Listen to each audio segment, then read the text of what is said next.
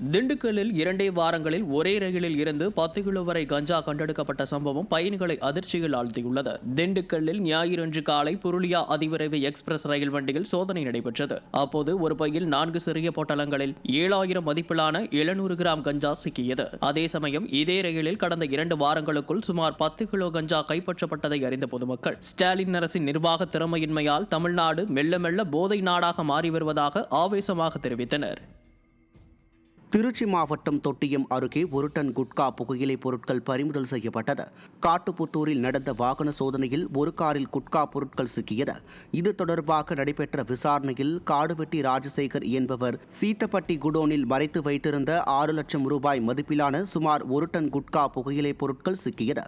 இது தொடர்பாக ராஜசேகர், அர்ஜுனன், பாலசுப்பிரமணியன் ஆகிய மூவர் சிக்கிய நிலையில் தலைமறைவான சந்துரு தேடப்பட்டு வருகிறார். இதை அறிந்த பொதுமக்கள் தீய சக்தி ஆட்சியில் போதையின் பிடியில் தமிழகம் சிக்கி உள்ளதாக குற்றம் சாட்டுகின்றனர்.